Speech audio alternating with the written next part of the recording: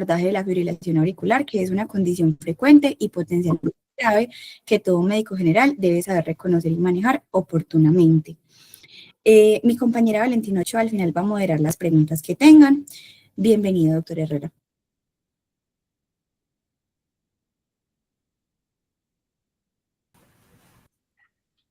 Bueno, muy buenas noches. ¿Me escuchan bien ahí? Perfecto. ¿Y ven la pantalla doctor. bien? ¿Me confirman, por favor? Sí, doctor, se ve bien la pantalla.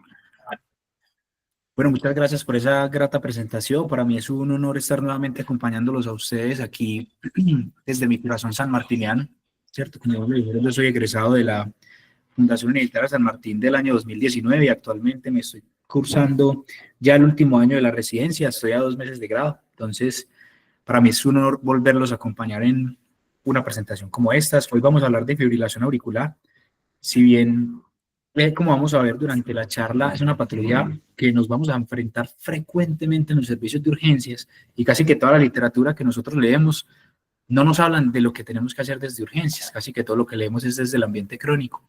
Entonces, he diseñado esta charla muy enfocada para ustedes, los internos, y si hay aquí médicos generales, de un enfoque práctico basado en pasos de las decisiones que debemos tomar y cómo debemos manejar esos pacientes. Antes que nada, pues, ¿por qué es importante y por qué se vuelve un tema de interés? Y es que, como vemos, la fibrilación auricular, su incidencia ha aumentado con el paso del tiempo. Me explico.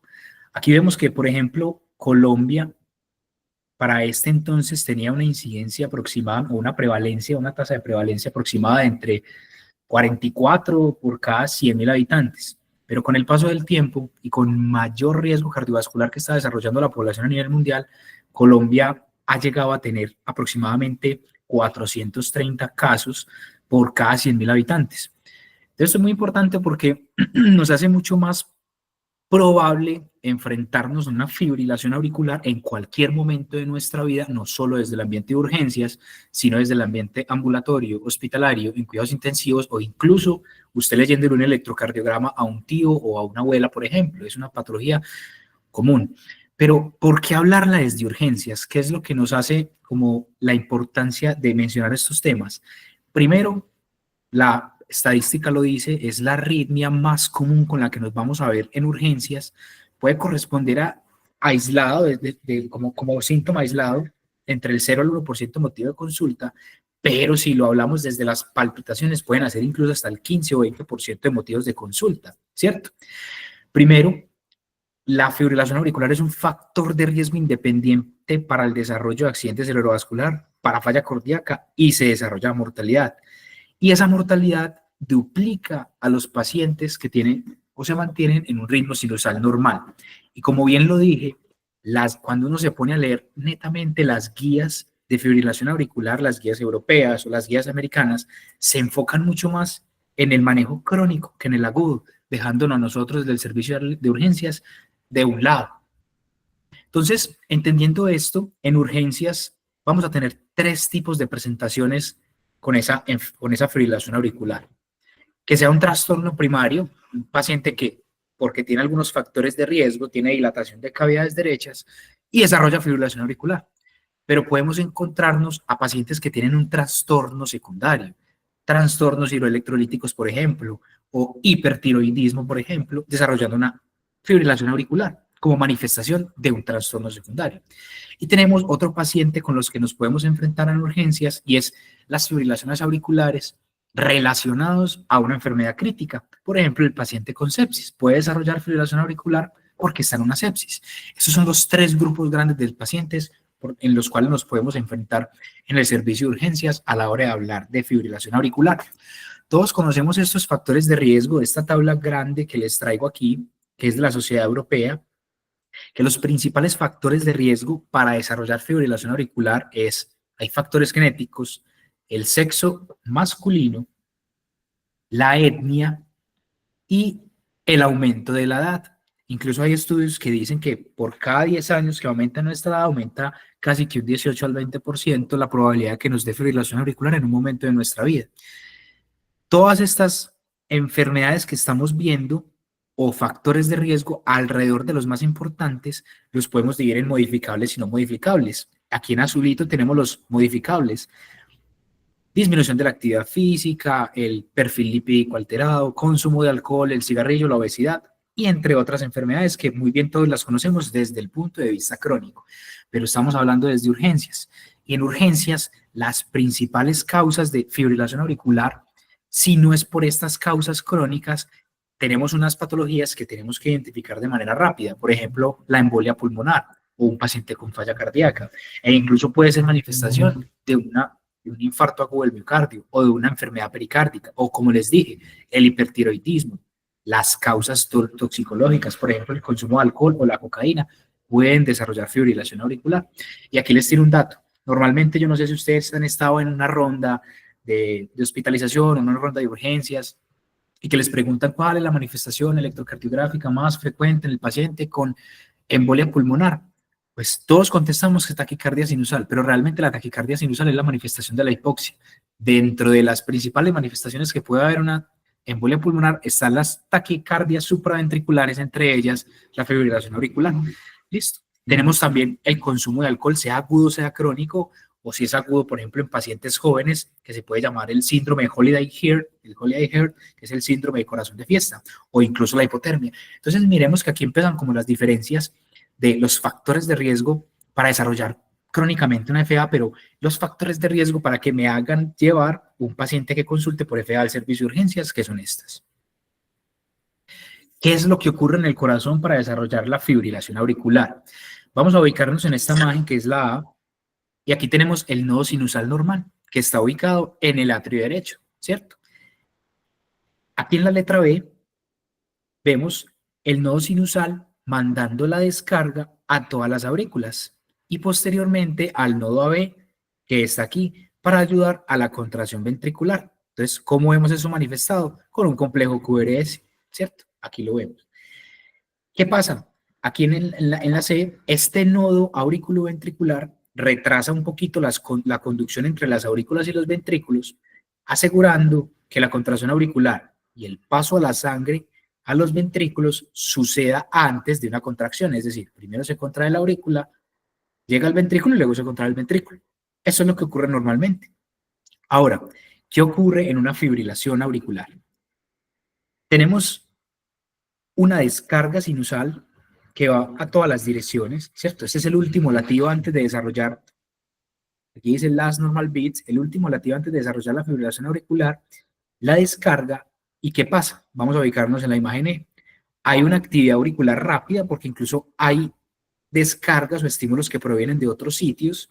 Esto se vuelve desproporcionado, por lo tanto, la contracción auricular se vuelve ineficaz, favoreciendo el desarrollo de coágulos, porque aquí hay más viscosidad y se forma pues la tríada de Virchow. Y aquí se pueden formar coagulitos. Esta contracción auricular ineficaz me pueden llevar a que los ventrículos respondan de una manera débil e irregular. Esta manifestación caótica la observamos en el electrocardiograma mediante un ritmo caótico que se puede ver en el electrocardiograma como unos complejos auriculares desproporcionados fibrilando, y el complejo QRS, que es el latido ventricular, se vuelve irregular y se vuelve rápido. Y eso es lo que hablamos de la frecuencia ventricular acelerada. Más o menos eso es lo que ocurre en la fibrilación auricular de manera grande. Entonces, entendiendo esto, podemos clasificar a la fibrilación auricular. Sabemos que se origina por encima de los ventrículos, entonces le decimos taquicardia supraventricular, que ya sabemos que fisiopatológicamente la actividad auricular es descoordinada y por lo tanto una contracción auricular ineficiente, y así la definen la mayoría de las guías o la mayoría de los consensos. ¿Cómo lo podemos ver en el electrocardiograma, que se vuelve nuestro amigo para detectarlo? Primero, como ya entendimos fisiopatológicamente qué ocurre, vemos unos complejos IRR que son totalmente irregulares. Uno no ve claramente que se defina una onda P, o si la hay, la actividad de esa onda P es totalmente irregular. ¿Listo?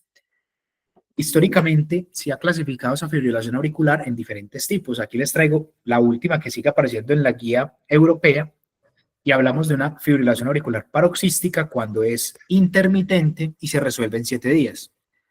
Persistente cuando es una fibrilación auricular que ya es continua, dura más de 7 días y requiere alguna intervención, que sería casi que el grosso o el gran combo de pacientes que podríamos tener en urgencias.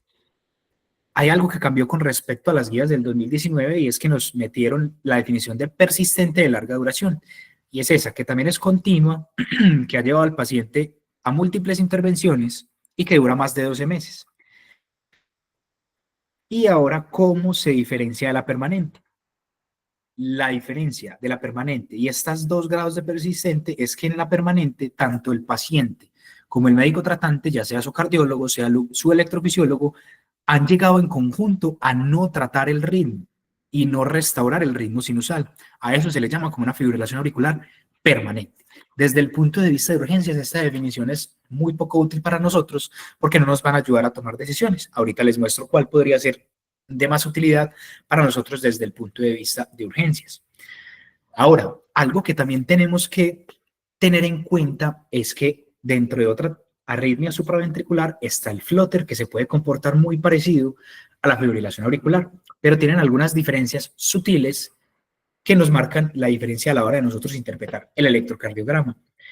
Al lado izquierdo de la pantalla vemos las características de la fibrilación auricular con el electrocardiograma. Primero, el circuito de reentrada de la fibrilación auricular es un circuito mucho más pequeño y proviene de muchas partes. Puede venir de las venas pulmonares, de la aurícula derecha o incluso de la aurícula izquierda.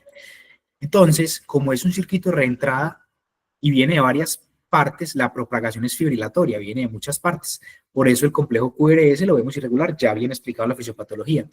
Si logramos ver la frecuencia auricular, esta va a dar más de 350 latidos por minuto, algo fibrilatorio. Listo. Mientras que en el flutter, el circuito es mucho más grande. El circuito de entrada es mucho más grande, que los autores lo llaman un circuito de vacuoentrada dentro de la misma aurícula. Y casi siempre proviene de la aurícula derecha. Entonces, toda la contracción o el impulso eléctrico sucede en la misma vía en cada ciclo. Esto es importante porque por eso vemos los complejos totalmente regulares y vemos los famosos dientes de tiburón o dientes de sierra, perdón, aletas de tiburón o dientes de sierra en el electrocardiograma. Y si midamos la distancia o la frecuencia entre cada onda P, o sea, de cada contracción auricular, la frecuencia va a ser entre 250 a 350 latidos por minuto. Por los auriculares. Muy bien, entonces entendiendo esto, ¿cómo podríamos encontrar al paciente en el servicio de urgencias? A veces se vuelve un reto diagnóstico porque muchos de los pacientes están totalmente asintomáticos o incluso tienen fibrilación auricular, que es totalmente silente, ¿cierto? Pero de entre los pacientes que pueden llegar a totalmente sintomáticos, pueden tener palpitaciones, disneas, fatiga, dolor o disconfort torácico, pueden estar en síncope, pueden tener mareo, pueden incluso tener desórdenes en la respiración o en la dormida, ¿cierto? Estos son la gran parte de pacientes. Hay otros pacientes que pueden llegar hemodinámicamente inestables, ya sea porque están con hipotensión sintomática, están con choque o están con síntomas o signos de falla cardíaca aguda, tengan edema pulmonar, están, como bien les dije, con infarto agudo del miocardio o en choque cardiogénico. Y estos pacientes asintomáticos o sintomáticos pueden estar estables y así los podríamos como tener su presentación clínica. Hay un cierto subtipo de pacientes que nos va a llamar mucho la atención porque normalmente nuestro cerebro piensa, si el paciente está inestable, realmente tengo que corregir algo de manera rápida. Pero ahorita les voy a traer una propuesta y es que desde ya les quiero dejar un mensaje claro, es que si el paciente está inestable, primero piense que algo más le está causando la inestabilidad que su propia fibrilación auricular por un dato que les voy a dar. Entonces, ¿en qué puedes pensar? ¿Será que es que mi paciente está séptico y no lo he abordado bien? ¿Tiene una hemorragia gastrointestinal? Ojo con esa embolia pulmonar que ya se los dije. ¿O será que está en el contexto de una intoxicación? Entonces, yo sé que los que hemos leído sobre este tema, o los que han leído sobre este tema, siempre nos dicen, si está inestable cardioverta, está inestable cardioverta. Pero mi mensaje aquí va a ser, antes de cardiovertir, piense en estas otras causas de inestabilidad para que las corrija, como ya bien le voy a mostrar más adelante. Cuando nos enfrentamos a un paciente que tenga síntomas sugirientes de fibrilación auricular y le hacemos el electrocardiograma, pues ¿qué ayudas diagnósticas nos van a servir? El ecocardiograma se vuelve indispensable en el abordaje de estos pacientes. Obviamente, más allá que estimar su fracción de eyección, también tenemos que ver si tiene trombos. Eso va a variar dependiendo del ecocardiografista, ¿cierto? Se puede preferir transtorácico o transesofágico. Y con eso determinar, pues, muchas otras indicaciones. Si no se nos olvida, pedirlo. Si no lo tenemos disponible, pues se puede remitir al paciente para este desarrollo de ecocardiograma. Dentro de los iones, a consideración especial el magnesio. Se ha documentado que cuando hay hipomagnesemia, hasta la mitad de los pacientes pueden desarrollar fibrilación auricular. Eso es importante, eso es relevante porque si corregimos el magnesio, probablemente se le va a resolver la fibrilación auricular. Siempre y que no se nos olvide la TSH, sobre todo en pacientes jóvenes que están llegando con fibrilación auricular y que usted diga, esto no parece por tóxico, no parece por alcohol, véale una TSH que puede ser el debut de un hipertiroidismo o incluso en pacientes que ya tienen antecedentes de enfermedad tiroidea.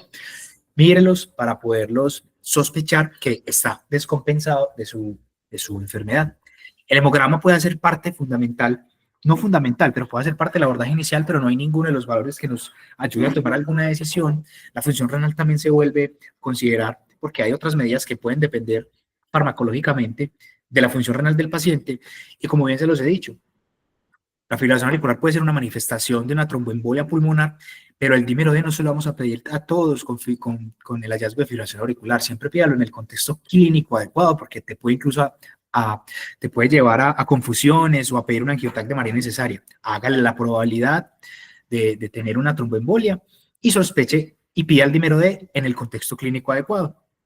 Basado en todo esto, aquí les voy a proponer un enfoque basado en pasos para abordar al paciente con fibrilación auricular desde el servicio de urgencias. Una vez diagnostiquemos la fibrilación auricular, que solamente necesitamos un electrocardiograma para ello, que ya sabemos cómo, lo primero que nos vamos a preguntar es, ¿tiene frecuencia ventricular rápida? Algunos autores la definen por encima de 110, yo me voy a quedar con este valor 120, ¿sí? Luego la pregunta que nos vamos a hacer es, ¿está inestable? ¿Sí o no? ¿Cierto? Con los criterios clásicos de inestabilidad que todos conocemos, pero queda el mensaje claro y por eso lo pongo grande. Busque otra causa antes de cardiovertido.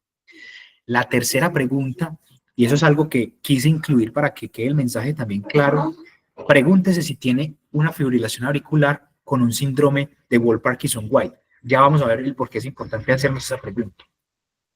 Y posteriormente, la cuarta pregunta que nos haremos es, ¿qué le voy a manejar a mi paciente? ¿El ritmo, la frecuencia, ambas? ¿Y cómo lo voy a anticoagular? Y así vamos a desarrollar esta última parte de la charla basada en estos pasitos. Lo primero, ya sabemos que en este electro vemos una fibrilación auricular. Vemos que el ritmo no es sinusal, no se logra ver una P claramente, es irregular y no hay otros hallazgos como significantes. Esto es una fibrilación auricular. La primera pregunta que nos hacemos es si tiene una frecuencia ventricular rápida. ¿Cómo sabemos si la frecuencia ventricular está rápida? Lo primero que les voy a aconsejar es no se confíen del monitor ni del pulsoxímetro. Eso no les está dando una real frecuencia ventricular de ese momento. Eso es basado en algoritmos. La mejor forma de saberlo es mediante un electrocardiograma y mediante un dedo largo, que es el que estamos viendo aquí al final. Clásicamente nos han dicho que para saber la frecuencia ventricular o la frecuencia cardíaca de un electro es el número de cuadritos y la fórmula clásica con 1500 o incluso lo que hacen algunos es 300, 150, 100, ¿cierto? El problema es que esas fórmulas no aplican cuando los ritmos son irregulares. Entonces aquí lo que tenemos que hacer es contar 6 segundos y mirar cuántos complejos QRS hay ahí y multiplicarlos por 10. Ahí me daría los complejos QRS que habrían en un minuto. Vamos a hacer el ejercicio. Para yo saber 6 segundos se necesitan 30 cuadritos, porque ya sabemos que 5 cuadritos son un segundo. Si necesito 6 segundos, son 30 cuadritos. Vamos a empezar desde acá. Acá hay 1, 2, 3, 4, 5, 6, 7, 8, 9, 10, 11, 12, 13, 14, 15, 16, 17, 18, 19, 20, 21, 22, 23, 24, 25, 26, 27, 28, 29, 30. Y a partir de aquí empezamos a contar. Un complejo QRS. 2, 3, 4, 5, 6, 7, 8, 9, 10, 11, 12, 13, 14, 15. 15 por 10, 150. Este paciente tiene una frecuencia ventricular rápida. Listo, y este paciente hay que ingresarlo para tratarlo. Entonces, por eso quise traer esto. La forma correcta de medir la frecuencia cardíaca es contar los 30 cuadritos y de ahí contar de para atrás los complejos QRS y multiplicarlos por 10 para que nos dé el aproximado de 1 minuto. La siguiente pregunta, cuando tú ya sabes que tiene una frecuencia ventricular rápida, es si está inestable. Recordemos los criterios clásicos de inestabilidad y es la hipotensión, que esté en un edema pulmonar agudo, que tenga cualquier grado de estado mental alterado, que esto nos habla de hipoperfusión, que el paciente tenga dolor torácico. Esos son los criterios clásicos que nos han dicho de inestabilidad, teniendo en cuenta que el dolor torácico uno lo podría poner como no es tan criterio clásico de inestabilidad, solo que las guías lo ponen es para que tú pienses directamente en un infarto agudo del miocardio. Recordar también la piel, ¿cierto? Hipoperfusión, llenado capilar lento, piel moteada. Ahora, ¿por qué les traigo la propuesta de que si el paciente está con cualquier criterio de inestabilidad, tienes que buscar una causa secundaria? Es porque se ha visto que desde el servicio de urgencias hasta el 40% de los pacientes que están inestables van a tener otra causa subyacente que los está llevando a la inestabilidad. Es muy raro y no se ve comúnmente que la sola fibrilación auricular desarrolle inestabilidad. Tiene que ser un corazón ya muy enfermo, un paciente ya con muchos años, muy comórbido, que tenga una fracción de eyección previa ya muy comprometida, que pueda causar la inestabilidad. Claro que pasa, pero lo primero que se nos tiene que venir a la cabeza es que probablemente haya otra causa. Entonces, busque la otra causa. Es decir, péguese a la clínica del paciente. Si el paciente vino por palpitaciones únicamente, listo. Pero si el paciente está con fiebre, tiene síntomas urinarios, está hipotenso y le ves en el electro una FA que parece que no tenía como antecedentes, piense que de pronto la sepsis es lo que me le está causando la FA, eso es lo que yo tengo que tratar primero.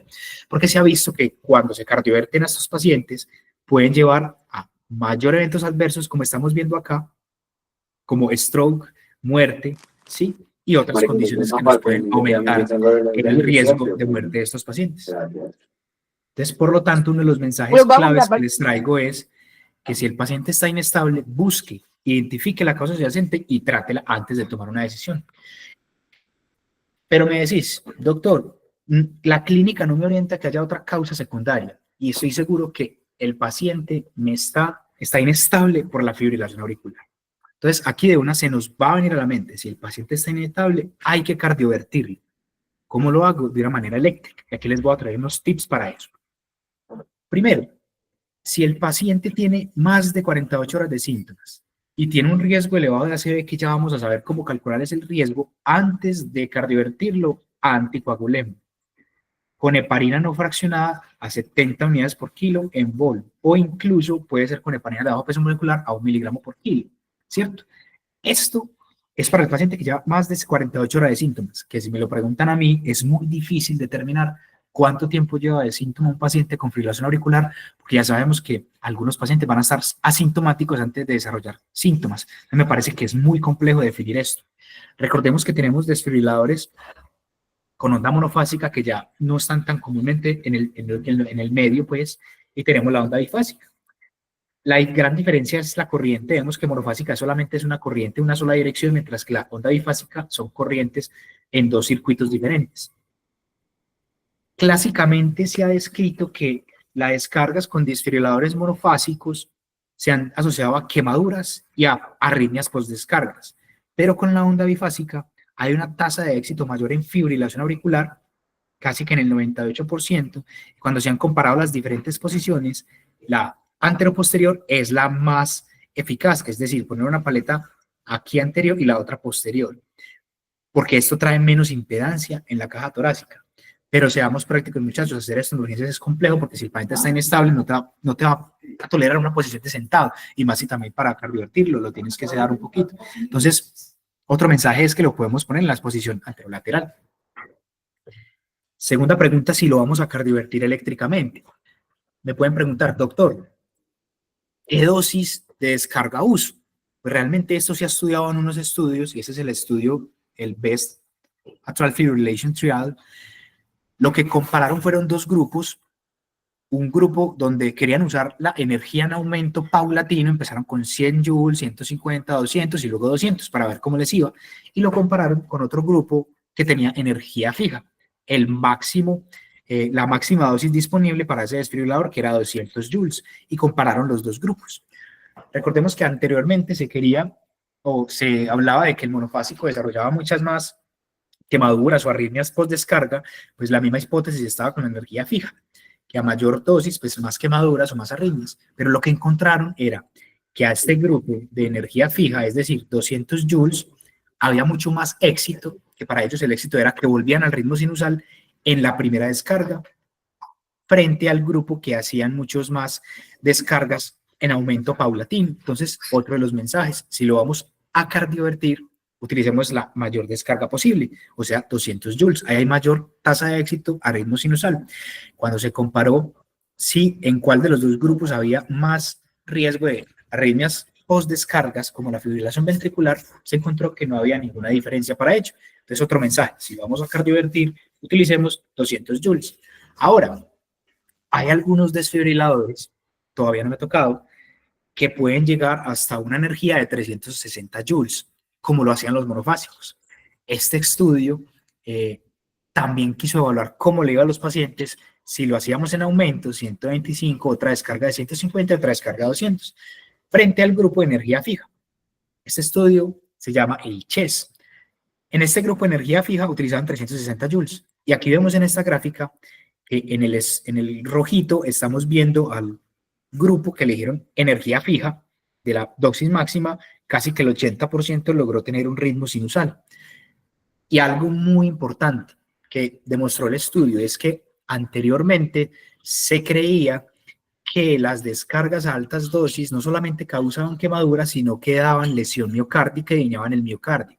Entonces estos autores también dijeron, bueno, vamos a pedirle troponina a estos pacientes para ver si realmente se están elevando troponinas y haciendo lesión miocárdica. Realmente no encontraron diferencias para eso, entonces nos habla de que es un procedimiento seguro a estas dosis altas y no se asocia tampoco a quemaduras, dolor, si el paciente está bien sedado, por supuesto, ni arritmias postdescargas. Entonces, otro mensaje, si el paciente está inestable, no es por otra causa secundaria y es por la fibrilación auricular, vamos a cardiovertirlo eléctricamente con la dosis máxima que me permita el desfibrilador.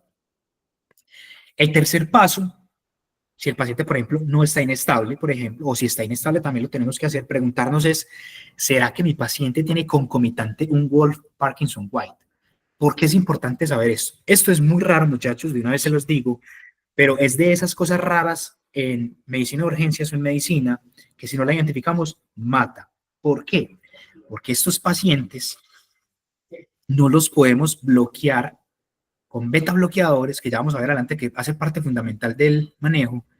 No se puede utilizar digoxina, no se puede utilizar calcioantagonistas y no se pueden utilizar amidarona, porque si yo les bloqueo el nodo AB, recordemos que el Wolff-Parkinson-White es una vía accesoria, si yo bloqueo el nodo AB, todas la descarga, todo el paso eléctrico de las aurículas se pasa por toda la vía accesoria, generando una fibrilación ventricular y una muerte súbita. Incluso esta es una de las causas de muerte de estos pacientes. Entonces, claro, se vuelve importante encontrarlos, ¿cierto? Realmente la prevalencia de fibrilación auricular en el síndrome es muy variable y eso depende de la literatura. Reportan desde el 10 hasta el 39%, pero entonces la cosa es, ¿en quién lo sospechamos? Primero, pacientes jóvenes con historias de síncopes que tienen electros previos con la famosa onda delta y lo que ya conocemos, sospeche que probablemente si está cruzando con FA puede tener un Wolff-Parkinson-White, si ya descartó otras cosas, es decir, llega ese paciente joven, usted le descartó hipertiroidismo, usted le descartó tóxicos, y usted dice, es que tenía un Wolff-Parkinson-White de base, pues vamos a mirar el electro. ¿Cómo se diferencian el electro? Los pacientes con FA, con Wolff-Parkinson-White, tienen QRS que son anchos, como estamos viendo acá, y totalmente irregulares. Son irregulares, anchos e irregulares. Ahora ustedes me dicen, doctor, venga, es que eso parece una taquicardia ventricular polimórfica. Yo les digo, sí, estoy totalmente de acuerdo, eso parece una taquicardia ventricular polimórfica, ¿cierto? ¿Cómo la diferenciamos? Y es que en la fibrilación auricular con Wolff-Parkinson-White, mire que vemos una línea de base definida y todos los QRS tienen una polaridad clara, todos. Mientras que en la polimórfica hay cambios de polaridad, puedes ver un QRS positivo, negativo y etcétera. Esa es una forma de diferenciarlos. Si identificamos esos hallazgos que nos sugieran, ojo, esto es muy raro, pero piénsenlo en ese paciente joven, ese es el mensaje, no le podemos poner beta bloqueador, no le podemos poner calcioantagonistas, no le podemos poner amiodarona porque le bloqueamos el nodo AB y le podemos dar una FB, ¿cierto? Entonces, la literatura nos dice, utilice procainamida, propafenona o ibutilida. ¿Cuál es el berraco problema? Que ninguno de esos tres los tenemos altamente en los servicios, entonces mi consejo y mi recomendación es cardioverta a este paciente, cardioversión eléctrica. Esta es la forma más segura de hacerlo porque no le estás bloqueando el nodo AB. Otro mensaje claro. Pasamos al siguiente paso. ¿Qué le voy a tratar? La frecuencia, el ritmo, ambos, ¿cierto? Yo no sé si estuvieron en la charla la semana pasada de nuestro egresado también de la San Martín, de Jaime, que ya está haciendo cardiología y él nos habló muy bien de esto. Estos son 2 estudios, creo que landmark, en la fibrilación auricular, y esos estudios nos han tratado de responder esa pregunta: ¿qué es mejor controlar a estos pacientes, si la frecuencia o el ritmo? Ese es uno de los estudios clásicos que es el AFFIRM, que cuando se comparaban las 2 estrategias, es decir, vuelvo al paciente a ritmo sinusal o le disminuye la velocidad del corazón, pues realmente encontraron que si usted controla la frecuencia había algunas ventajas, ¿cierto? Y si le controlaba solamente el ritmo, no tenía ventajas como en supervivencia. Esos son como los mensajes grandes sin entrar más a fondo. Y el estudio RACE encontró que el control de la frecuencia no era inferior, no es nada inferior al ritmo en cuestiones de mortalidad. Incluso el RACE fue el que nos dijo que no había diferencia en usted controlar la frecuencia hasta una velocidad de 110 versus a un paciente que llevaba hasta 60 más o menos. Pero muchachos, esto le sirve a los internistas, esto le sirve al cardiólogo, al que lo va a tratar de manera crónica. En urgencias, estos estudios no nos sirven porque no son hechos en el escenario de nosotros. No miran desenlaces que tal vez para nosotros son importantes, como mortalidad a corto plazo en los primeros 30 días e incluso estancia en UCI o necesidad de intubación orotraqueal. Entonces, se vuelve muy difícil desde urgencias tomar la decisión de qué hago yo, si la frecuencia o el ritmo. Últimamente, se han tratado de responder estas preguntas y aquí tenemos el estudio RACE 7, que lo que hicieron fue coger a pacientes que tenían fibrilación auricular, estaban estables y tenían menos de 36 horas. Sale un mensaje importante y es que ellos lograron demostrar que hay algunos pacientes que así usted no les controle el ritmo, ellos pueden solitos volver a entrar en ritmo sinusal, más o menos en un mes. ¿Cómo se dieron cuenta de esto? Dividen a 2 grupos de pacientes con la fibrilación auricular.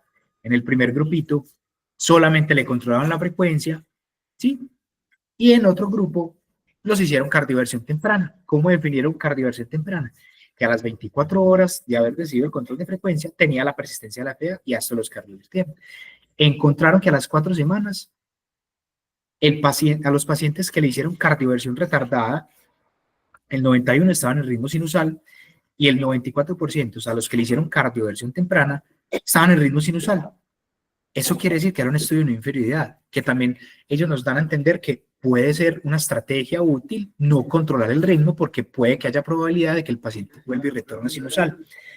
¿Cuál es el principal problema de este estudio? Estos pacientes, al ser dado altas de urgencias, ya tenían una cita con cardiología al día siguiente. Seamos realistas, muchachos, eso no se cumple en nuestro medio. E incluso hay un estudio que se hizo en urgencias muy grande en Carolina del Norte. Ellos evidenciaron que los pacientes que se les daba de altas desde urgencias con fibrilación auricular sin ningún tipo de cardioversión, ojo, estamos hablando del paciente estable que tú controlaste la frecuencia, retornaba a ritmo sinusal casi que hasta 2 días después del alta. Pero también lo mismo, eran vistos por cardiólogos al día siguiente. Y esto no se replica en nuestro medio, ¿cierto? Entonces va quedando como a un lado la estrategia de manejo del ritmo, ¿cierto? De controlar el ritmo, es decir, volver a mi paciente a ritmo sinusal. Entonces nos queda de la mano el manejo de la frecuencia. ¿A qué paciente les vamos a controlar la frecuencia? Pues a ese paciente que ya en el paso 1 determinamos que tiene una frecuencia ventricular rápida, mayor a 110 para algunos autores, mayor a 120. ¿Cuál va a ser el objetivo? Con esto se pueden reducir los síntomas de las palpitaciones, de la fatiga, incluso de la disnea. ¿Cuál medicamento?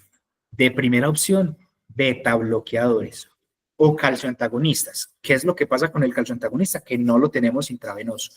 ¿Cuál beta bloqueador? Tenemos metoprolol intravenoso. ¿A qué dosis lo vamos a dar? De 2.5 a 5 miligramos cada 5 minuticos con una dosis máxima de 15, es decir, hasta 3 dosis, si vamos a usar la dosis de 5. ¿Hasta cuándo? Pues hasta cuando tú llegues a la meta, como se las pongo aquí, de menor de 110 latidos por minuto. Primera línea, metoprolol, y si el paciente no mejora, pues calcio antagonista, que no tenemos, y ya como tercera opción, como vamos a ver enseguida, podríamos usar la amiodarona. Pero para usar la amiodarona tendríamos que tener una consideración especial que ya la vamos a ver. Algo demasiado importante y es que a muchos se nos olvida y es que cuando damos la primera dosis intravenosa, inmediatamente tenés que empezar la dosis de mantenimiento oral para que se mantenga la vida media del medicamento y el paciente mantenga las metas que yo deseo de la frecuencia cardíaca. El control del ritmo. Realmente, muchachos, para definir el control del ritmo, este es el mensaje como más grande que les quiero llevar, y es que desde urgencias pocas veces vamos a definir el control del ritmo porque se requieren muchos factores para determinar si el paciente se beneficia de control del ritmo, ¿cierto? Por ejemplo, aquí vemos qué pacientes se benefician solamente del control de la frecuencia cardíaca. El paciente más anciano, que ya viene con muchos años de fibrilación auricular, que tiene menos síntomas. ¿En qué pacientes usted podría considerar, bueno, controlémosle el ritmo a este paciente? Paciente mucho más joven, que usted ya haya descartado causas potencialmente reversibles, que tenga historia más corta de fibrilación auricular y que esté mucho más sintomático. Recordemos que para estos pacientes la cardioversión eléctrica es mucho más efectiva, estamos hablando del paciente estable, y versus la cardioversión farmacológica, que no tiene tanta efectividad, en un 50%. Yo personalmente dejaría a elección del cardiólogo o el internista que escoja esta decisión en ese paciente estable, porque hay muchos factores asociados a que se le da. Si por alguna razón cardiovertimos al paciente en urgencias porque estaba inestable, tenemos que dejarle la estrategia del control del ritmo posterior a eso. ¿Cómo lo hacemos? Con amiodarona. ¿Cómo lo hacemos? 150 miligramos en 10 minutos y luego le dejamos una infusión de 1 miligramo minuto por 6 horas y luego 0.5 miligramos minutos por 18 horas. Entonces, volvamos todo esto más práctico y dividámoslo por subgrupos. Si el paciente tiene fibrilación auricular y los síntomas duran menos de 24 horas, y si yo le puedo garantizar a que el paciente pueda tener cardiología al día siguiente, ya sabemos que una estrategia óptima puede ser control de frecuencia y alta, porque este paciente puede llegar a ritmo sinusal espontáneo. Otro tipo de paciente. Tenemos pacientes con fibrilación auricular y los síntomas duran menos de 48 horas, pero no tenemos cómo garantizarle el seguimiento al día siguiente por cardiología, o incluso el paciente ya venía previamente anticoagulado, pues podemos considerar la cardioversión farmacológica y si falla, la cardioversión eléctrica. Pero el gran ojo, esto es para pacientes con síntomas menos de 48 horas porque el riesgo tromboembólico es menor. Pero esta gráfica o este cuadro que les tengo a la derecha es el grosso de pacientes que vamos a tener. El paciente que tiene fibrilación auricular, no está anticoagulado, tiene más de 48 horas de síntomas o incluso los tiene desconocidos, que creo que es la mayoría. Este paciente, escojamos estrategia de control de frecuencia. ¿Listo? Estrategia de control de frecuencia. Solo le vamos a controlar la frecuencia, no nos vamos a ir para el ritmo. Obviamente, lo tenemos que dejar anticoagulado, pero para definir si el paciente amerita o no anticoagulación, tenemos que hacer esta escala o este score del CHA2-VASc. El CHA2-VASc creo que es un score que muchos conocemos, todos lo hemos aplicado, y el CHA2-VASc lo que me va a mencionar es cuál es el riesgo de fenómenos tromboembólicos. Recordemos que se forman trombos en las orejuelas auriculares y eso puede irse para muchas partes. Dentro de lo que más nos preocupa es el ACV isquémico. Vemos que a partir de 2% ya el riesgo empieza a ser del 1% por año, para 3, 3.9, 1, ¿cierto? Para 4, y esto va a diferir si el paciente es hombre y mujer. ¿Qué nos dicen las últimas guías que han salido? Que esto no ha cambiado. Para el paciente que tiene mayor o igual a 2 puntos en hombres o mayor o igual a 3 puntos en mujeres, hay que anticoagularlos para prevenir sobre todo los fenómenos tromboembólicos, pero más que todo el ACV isquémico.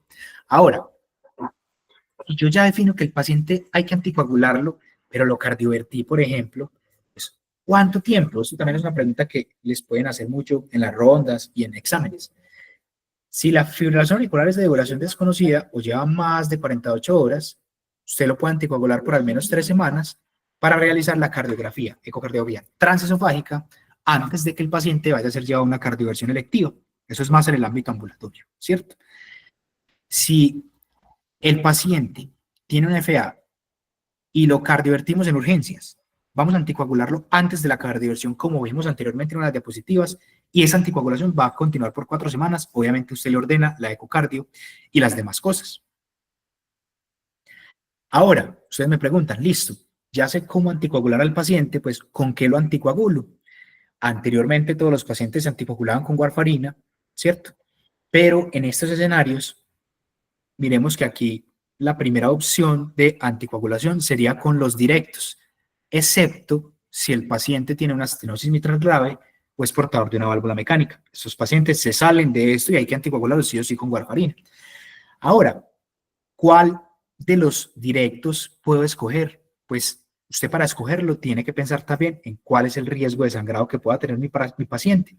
Para eso puede apoyarse con escalas como Hasbled y otras escalas. Por ejemplo, aquí les traigo una comparación de diferentes estudios que han comparado cuál es la tasa de que, o cuál es el riesgo que mi paciente sangre con estos directos versus con la warfarina. Por ejemplo, vemos que para sangrado mayor, para el dabigatran, ahí realmente es menor, más o menos de un 2.7% a una dosis de 110 versus 3.3%, pero realmente es menor, pero no hay como muchas diferencias con respecto a los sangrados, lo cual los vuelven como candidatos para recibir la anticoagulación. Realmente, para que usted anticoagule un paciente con anticoagulantes directos desde urgencias hay que considerar muchas herramientas.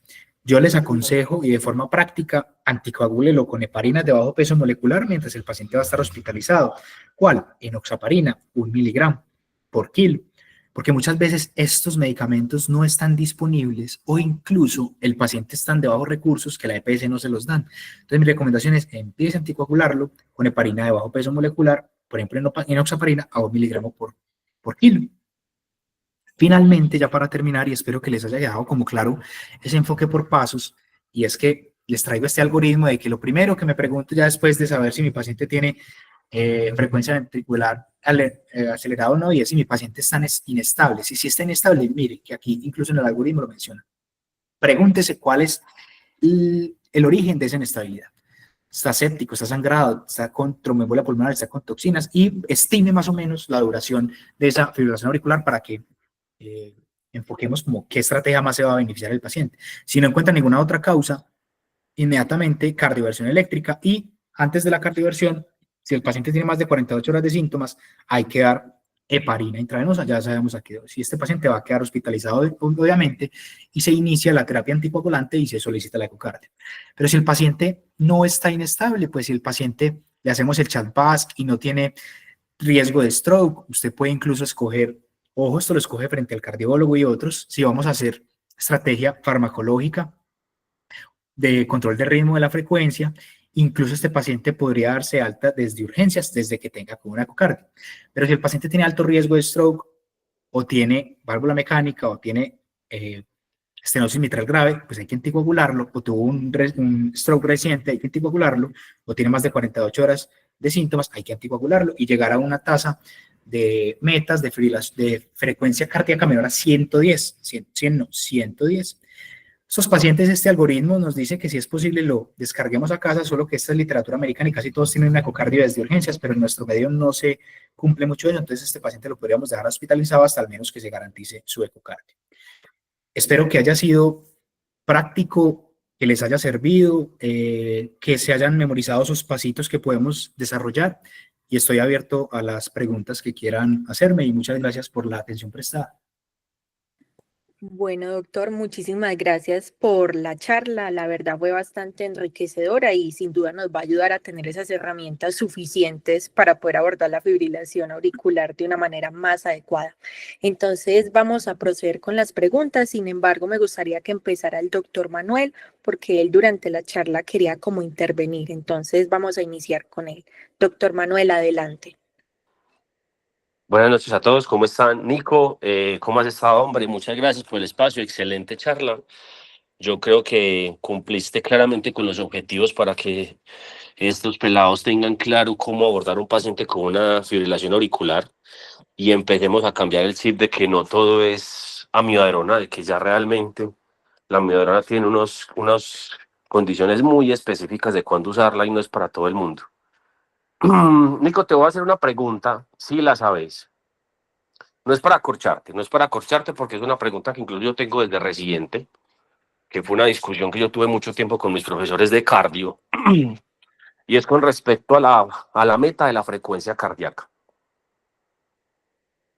Si tienen lápiz y papel, apunten para que sepan la duda que yo tengo. Y no sé si Nicolás la sepa responder.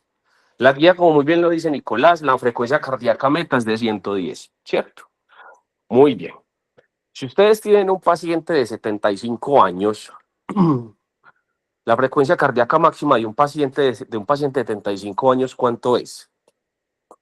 Si recuerdan la fórmula, la frecuencia cardíaca máxima es 220 menos la edad. Entonces, 220 menos la edad, en este caso 220 menos 75, ¿cuánto les da? ¿Quién me dice? Ya me está diciendo que lo hay que salir para otra. ¿Cuánto? 145. A 145, muy bien. Si 145 es la frecuencia cardíaca máxima de este paciente de 75 años, ¿a cuánto porcentaje corresponde una frecuencia cardíaca de 110 de esa frecuencia cardíaca máxima?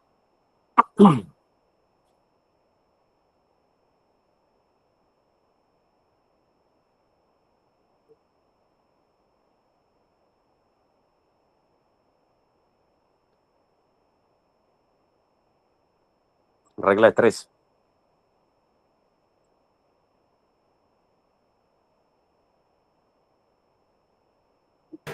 Pero es 75, si no me equivoco. ¿Cuánto? 75. 75%. Muy bien. ¿Qué opinarían ustedes si teniendo un paciente, si tienen un paciente de 75 años y lo llevan a 110 como meta, ese paciente está al 75% de su frecuencia cardíaca máxima? Yo les pregunto, si ustedes a los que hacen ejercicio o en algún momento han salido a caminar, ¿cuánto les corre? ¿Cuánto sería 70? ¿Cómo se sentirían ustedes si su corazón está latiendo al 75% de su capacidad máxima? Probablemente ese corazón para ese paciente le esté consumiendo mucho oxígeno, demasiado. Y de ahí viene mi duda. Nicolás, ¿qué revisaste, si lo revisaste, de las metas en el paciente adulto mayor de la frecuencia cardíaca máxima? Porque la verdad, yo tengo muchas dudas de que realmente ese 110 sea para todos los pacientes por esa razón. Porque por encima de una frecuencia, del 60% de la frecuencia cardíaca máxima, ese paciente acostado está corriendo una maratón. Y ese corazón está teniendo un gasto de oxígeno muy grande. Y que si es un paciente que con seguridad tiene alguna cardiopatía estructural, pues que con seguridad probablemente esa meta no vaya a ser la adecuada para ese paciente. Pero bueno, estoy totalmente de acuerdo con esa apreciación porque creo que ahora la medicina va dirigida mucho a la individualización de pacientes y que no todos son iguales.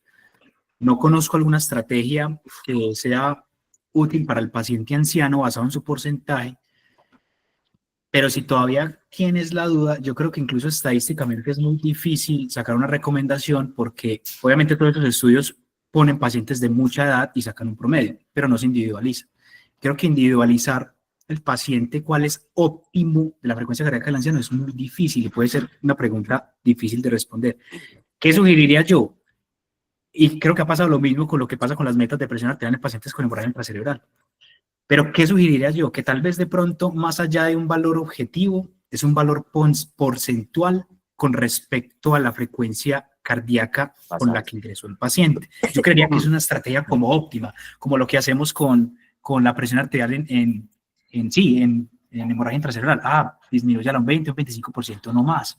Creo que sería una estrategia óptima, pero creo, pues, estadísticamente no conozco algún estudio con esa evidencia, pues, pero creo que lo haría yo así, pues. No, y no la hay realmente. Y realmente digamos, que eso, hasta ahorita de lo que yo he buscado sin ser experto en el tema, y eso lo tengo que aclarar, eso es un vacío en el conocimiento, pero cuando uno piensa la medicina desde ese punto de vista, esa ha sido una de mis interrogantes y el que yo he tratado de decir, yo hace realmente sí es 110 para todos, por más que la guía lo dice. Ahora, la frecuencia cardíaca de 110 como meta, eh, es para el paciente no solamente en urgencias, es incluso ambulatorio. Entonces uno puede decir de que entonces si el paciente realmente tiene 100, no sé, 150 en el servicio de urgencias, entonces vos ya lo llevaste a 110 y entonces ya cumplí la meta, lo voy a mandar para la casa, eso sí, ténganlo claro que así no funciona, porque tienen que cumplir las otras como apreciaciones que Nicolás muy bien les dio. Ahora, sí les quiero aclarar. No es que ahorita salgan a decir y entonces que la meta de 110 es mentira, que eso es un error. No, no, no. Eso es clarísimo que lo dice la guía. Eso es muy claro que lo dice la guía, ¿cierto? Pero les quería compartir ese interrogante porque yo sí considero de que realmente eso no aplica para todos. Y para que ustedes en un futuro, cuando ya tengan más experiencia y lean y toda la cosa, y si les gusta el tema, pues se motiven como a leer y a estudiar a ver si encuentran en algún punto la respuesta. Muy bien, Nico, una pregunta como más práctica que sí me interesa que les quede claro a todos.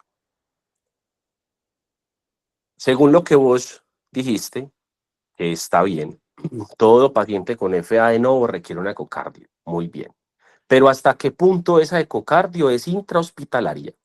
Porque entonces no puede ser de que entonces estos muchachos van a tener en Pavarandosito una FA, entonces hospitalizado para remisión para ecocardio, porque jamás le va a salir. Sí, profe, totalmente de acuerdo. Yo creo que para tomar esa decisión, porque incluso las guías no son claras con eso, uno va y no le dice a todos, no. Pero creo que ahí hay que tomar varios factores. Sociodemográficos serían unos. Actualmente, y seamos sinceros, la EPS que tiene el paciente, ¿cierto? Las comorbilidades, es un paciente con alto riesgo cardiovascular, que ya ha tenido ACVs, pues ese paciente hay que hacerle un ecocardio intrahospitalario. Pero si usted tiene un paciente con una FA de novo, que probablemente usted le identificó una causa subyacente, como bien lo dije, no sé, un hipertiroidismo, y está seguro que los síntomas cuadran para menor de 48 horas, usted le podría hacer ese ecocardio ambulatorio. A ese escenario yo se la podría pedir ambulatorio. No sé si tienes otra consideración, profe, o estás de acuerdo con eso. Yo considero de que lo que pasa es que es muy difícil, como vos muy bien lo dijiste, apreciar de si el paciente realmente lleva o no 48 horas, pues porque muchas veces, como muy bien lo pediaste, la gran mayoría de los pacientes previamente son asintomáticos aún teniendo la FA. En algo, pues, pero en la medida de lo posible, lo que dice Nicolás, muchachos, es cierto. Si ustedes con un buen interrogatorio logran determinar de que no, es que es la primera vez que le pasa, que las palpitaciones las sentí ayer y otra vez las volví a sentir hoy, está en FA, con seguridad si ese paciente lleva menos de 48 horas, ustedes le pueden dar de alta segura y le mandan la ecocardio ambulatoria. Pero si es un paciente que, no sé, tiene hipertensión arterial, por ejemplo, de, no sé, 5 años, por ejemplo, vamos a suponer, y le llega en FA, con ese antecedente es probablemente que el paciente, si llega con FA, tiene una cardiopatía ya probablemente hipertrófica o algo similar, entonces probablemente esa FA no lleve menos de 48 horas, lleve más y se deba a algo estructural, y con seguridad probablemente el paciente sí vaya a requerir prioritaria la ecocardio y sí van a requerir que lo remitan. Pero sí, estoy completamente de acuerdo. Perfecto, profe, muchas gracias. ¿Alguno tiene otra pregunta? Aprovechen a Nicolás, que hizo muy buena charla.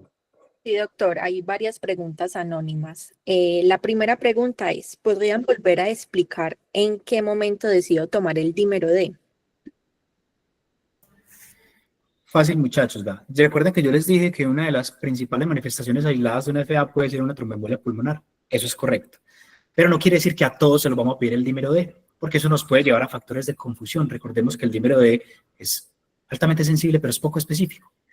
Entonces, si usted tiene un paciente que tiene no sé, el motivo de consulta fue disnea y dolor torácico, viajó de Nueva Zelanda hasta, no sé, hasta Colombia en un avión y viene con una pierna hinchada, y dentro del abordaje de esa disnea usted le hizo un electro, le hizo una FA, ese paciente, por esos factores de riesgo, amerita un dímero D, o que usted estime la probabilidad que el paciente tiene un TEP para ver si le pide el dímero D o el Angiotac. Entonces, el dímero D, al igual que incluso la troponina, se debe pedir en el contexto clínico adecuado. Si el paciente te llega a urgencias y usted le ve una fibrilación auricular, nunca te ha mencionado disnea, no tiene signos de TBP, no tiene estado de bipedestación prolongado o inquietud, no tiene factores de riesgo como cáncer, ¿para qué le vas a pedir el dímero D? ¿No? Ese probablemente tiene una FA por otra causa, ¿cierto? Entonces, dímero D solo en el contexto clínico adecuado, en síntomas que te sugieran tromboembolia pulmonar. Gracias, doctor. Manuel Fernando Zapata tiene una pregunta. Buenas noches, profe. Una preguntita. Digamos, de los primeros niveles que uno muchas veces no tiene, pues que no se tiene el metoprolol IV, ¿podría uno echar de la mano del labetalol, que sí se tiene muchas veces disponible? Y tenía otra preguntita y era respecto al uso de los beta bloqueadores en el paciente que está también en el contexto de muchas veces en nuestra población de falla cardíaca aguda. Excelente pregunta, mi hermano. Muy bien. Farmacológicamente, hermano, recordemos que tenemos betabloqueadores que son selectivos, y hablamos de selectividades con referente al beta 1, y otros no selectivos. El labetalol es un no selectivo. Entonces, el labetalol, si tú lo pones, no te va a afectar muchísimo la frecuencia cardíaca, que es lo que uno está buscando con el manejo de la frecuencia. Mientras sí lo hace el metoprolol. El metoprolol es más beta 1 selectivo. Entonces, la betalol no se vuelve una opción para el manejo de estos. ¿Qué les sugiero yo? Primero, ¿puedes tener metoprolol oral? Sí, y se lo puedes poner, claro, se lo puedes poner, pero necesitas de pronto tomar una como conducta urgente. Y como bien viste que mencioné en la charla, uno hace como un paso escalonado, es decir, primero el beta bloqueador, segundo el calcioantagonista que no tenemos en ningún lado, y por tercera opción, la amiodarona, como estrategia del control de frecuencia. ¿Listo? Entonces, la amiodarona, como es un medicamento que se tiene que tener en todos lados porque siempre están los carros de paro, en ese paciente que tú estás en un pueblo y no tienes metoprolol venoso, la amiodarona podría ser una consideración para controlarle la frecuencia. ¿Listo? En el escenario de pacientes con falla cardíaca, que muy bien lo estás, creo que mencionando y haciendo tu enfoque mental, los betabloqueadores se van volviendo como un poquito de enemigos porque pueden empeorar los síntomas de falla, ¿cierto? Ahí se puede volver útil. Uno, solamente utilizar amiodarona para control de frecuencia o incluso, creo que el profe Manuel también estaría de acuerdo conmigo, la digoxina, que si bien las guías lo han intentado tirar para un lado, pero sin una evidencia sólida del por qué lo tiran para un lado, la experiencia desde urgencias es muy diferente. Le puedes poner una dosis de digoxina a ese paciente y solamente con el fin de mejorarle la frecuencia ventricular, hasta un 110 más o menos, le puedes dar una dosis inicial y luego seguirlas por 6 horas y así lo podrías manejar al paciente con falla cardíaca. Profe, muchas gracias. Muchas gracias, doctor. Hay otra pregunta que dice, si el paciente con el síndrome de Wolff-Parkinson-White se evidencia que tiene trombos en el ecocardiograma, de todos modos debemos de hacer cardioversión, ¿y cómo podemos prevenir el riesgo de complicaciones? Bueno, es una pregunta bastante difícil porque es un escenario muy complejo y es porque es muy difícil que sepamos si tiene trombos desde antes de que el paciente llegue a urgencia, ¿cierto? El paciente primero tú lo tienes que estabilizar, escoger la mejor estrategia para el paciente y después hacer el ecocardio. El problema ahí radica es si el paciente está inestable o no. Si el paciente tú le sospechas que tiene una FA con Wolff-Parkinson-White y no está inestable, pues relájate, no te pasa nada, ¿cierto? Hazle el ecocardio y anticoagula, ¿cierto? Pero si está inestable ahí, muchachos, yo creería que prima la inestabilidad del paciente porque eso es lo que me lo va a matar. Eso es lo que me lo va a matar. Si no corriges esa inestabilidad, pues el paciente se va a morir. Entonces, ahí yo anticoagulo con heparina no fraccionada a 70 unidades por kilo y le dejo la infusión y posteriormente lo cardiovierto. Porque el paciente está en inestabilidad, tú tienes que corregir esa parte, si no, no vas a hacer nada. Gracias, doctor. Otra pregunta. ¿El paciente con el síndrome de Wolff-Parkinson-White habría que tener algún cuidado con la heparina antes de la cardioversión o en ello sería tal cual la dosis de 70 unidades por kilogramo?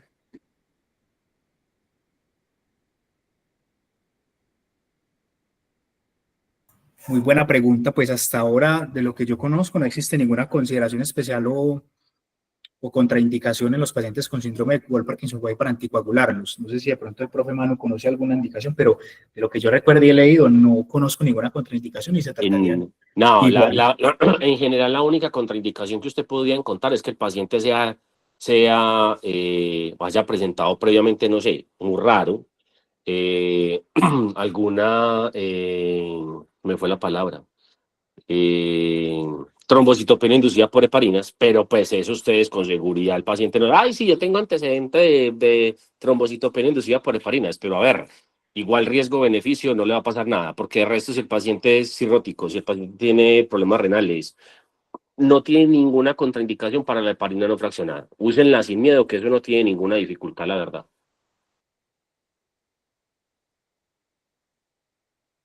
Listo, muchas gracias. Y la última pregunta es ¿cuántas veces puedo cardiovertir el mismo paciente en caso de que falle la primera cardioversión? Es muy buena pregunta, incluso dentro de las mismas gráficas que les mostré de los estudios que evaluaron la cardioversión, todos utilizaron máximo 3 dosis, ya sea porque aumentaste la dosis de joules o utilizaste una dosis fija, 3 dosis como máximo. ¿Cuál es mi consejo, muchachos? Mi consejo es el siguiente: si usted lleva 3 dosis de cardioversión de ese paciente y no ha sido efectiva, pare y vuelva a pensar, porque algo se le está escapando. Porque miramos que ese sería un escenario muy poco común, porque ya vimos que hasta el 80-90% tienen retorno al ritmo sinusal con éxito. Entonces, probablemente hágase la pregunta: ay, parce, ¿será que si estoy tratando de fibrilación auricular o estoy viendo una FB y no me da ni puta idea y tengo que desfibrilarlo en vez de cardiovertirlo? No sé. Entonces, el mensaje es: si usted lleva 3 dosis de Jules y el paciente, primero, revise si el equipo sí está bien puesto, si usted lo está haciendo bien, si realmente está dando la dosis de Jules que es. Como experiencia propia, una vez, hace muchos años, me acuerdo que estábamos reanimando a un paciente y el que estaba descargando, en el momento pues de la descarga en la reanimación, descargaba y el paciente igual lo quemaba y todo. Cuando fuimos a ver en el desfibrilador estaba como a 50 joules o menos, ¿cierto? Verifique si usted realmente puso la dosis que es, verifique si están bien conectadas las paletas y si ahí no ha mejorado el paciente, tírese para atrás. Venga, ¿qué se me está escapando? Vamos a empezar de cero. Algo debo estar omitiendo. Probablemente estoy bajo el diagnóstico erróneo que yo estoy pensando. Es como mi consejo. Lo que les acaba de decir Nicolás es muy cierto. Y es más, si ustedes hacen cardioversión una vez eléctrica y el paciente no mejora, lo primero que ustedes tienen que verificar es si están haciendo bien la cardioversión, si las palas están adecuadamente posicionadas, si realmente tienen el equipo posicionado en cardioversión y no en monitorización o en desfibrilación, porque recuerden de que eso tiene varios modos, ¿sí? Que realmente sí tengan el voltaje adecuado, porque realmente a veces se equivocan en eso. No solamente desde la tercera, si la tercera no, desde la primera que falle, piensen que probablemente algo están haciendo mal. Y desde la primera que les falle, piensen en otras consideraciones, como muy bien se los dijo Nicolás, en algo más. Porque es que es muy raro de que usted tenga una FA refractaria en la cardioversión, eso es rarísimo. Es muy raro cuando cuando la FA es pura, o sea, no hay nada más que lo explique, que no sea un trastorno electrolítico, que no sea una intoxicación, que alguno tradicional, porque de resto el paciente responde. La mayoría de los pacientes van a responder.